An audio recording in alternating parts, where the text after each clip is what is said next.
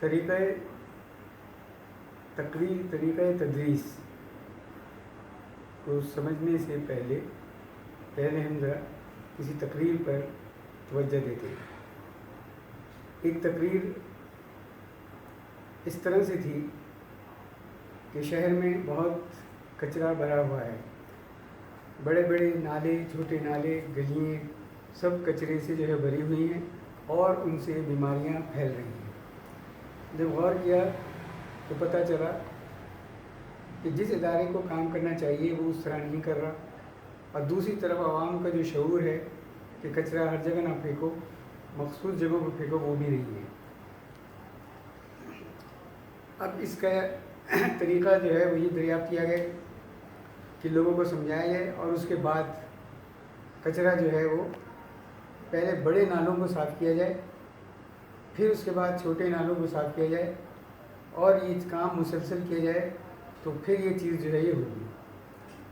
تو بات یہ ہوئی کہ سب سے پہلے مسئلہ نمایاں کیا گیا کہ ہم کس مسئلے پہ بات کر رہے ہیں، پھر وہ مسئلے کی وجوہات کیا ہیں، پھر اس سے اثرات کیا ہوئے، پھر اس کے بعد اس کا حل نکالا گیا کس طریقے سے جو ہے یہ ہوگا۔ اس میں ساری باتیں بیان کی گئی ہیں، سب چیزوں کے بارے میں بولا گیا ہے۔ یہ اس لحاظ سے تقریر ہے، اور یہ تقریری طریقہ جو ہے ہوتا ہے۔ اب ہم اس طریقے کو استعمال کرتے ہیں ٹیچنگ میں، اور اس کا ہم نام رکھتے ہیں تقریری طریقۂ تدریس۔ تقریری طریقۂ تدریس، لیکچر میتھڈ آف ٹیچنگ، وہ طریقہ تدریس جس میں بذریعہ بیان وضاحت کی جاتی ہے۔ یہ طریقہ عنوان کے پس منظر کو بیان کرنے کے لیے انتہائی مؤثر ہوتا ہے۔ کسی بھی طریقے کو مؤثر اور فہم بنانے کے لیے تقریری طریقہ ناگزیر ہے۔ اس طریقے میں کم سے کم وقت میں زیادہ سے زیادہ طلباء کو زیادہ معلومات فراہم کی جاتی ہے۔ جو عنوان ہے ہم اس کے پس منظر میں جاتے ہیں، اور جتنی یہ کہ اس کے بارے میں وضاحت کر سکتے ہیں وہ انتہائی مؤثر ہوتی ہے۔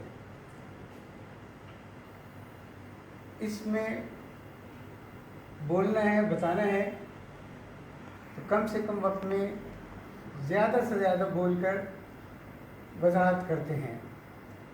اب یہاں دو باتیں ہیں، خوبیاں اور مؤثر بنانے کی تجویز۔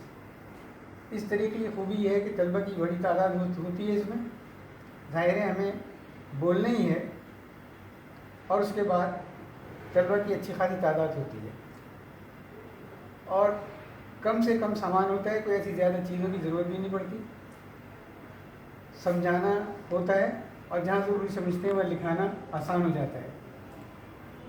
کم وقت میں زیادہ سے زیادہ پڑھائی ہوتی ہے، یہ اس کی خوبی ہے کہ ہمارے پاس سامان کی ہمیں ضرورت نہیں ہے، ہم زیادہ سے زیادہ سمجھا سکتے ہیں، زیادہ سے زیادہ طلباء کو یہاں بٹھا سکتے ہیں، اور جہاں ضروری سمجھتے ہیں وہ سمجھاتے ہیں اور لکھاتے ہیں۔ مؤثر بنانے کی تجویز، اہم نکات کی وضاحت، کیونکہ ہمیں بولنا ہے، بتانا ہے، تو اہم نکات کی ہم وضاحت کر دیتے ہیں۔ جہاں ضروری سمجھتے ہیں تدریسی معاونات کا استعمال کرتے ہیں، ٹیچنگ ایڈس کا استعمال کرتے ہیں جو چارٹ کی شکل میں یا چیز کی شکل میں ہو سکتا ہے۔ اس کے بعد طلبہ کو سوچنے کا موقع دیا جاتا ہے،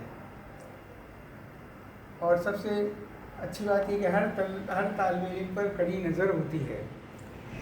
یہی وجہ ہے کہ تقریری طریقۂ تدریس زیادہ مؤثر ہوتا ہے، اور ایک خاص بات یہ کہ کوئی بھی طریقہ آپ استعمال کریں گے اس کا اسٹارٹ جو ہے وہ اسی تقریری تدریس سے جو ہے وہ ہوتا ہے۔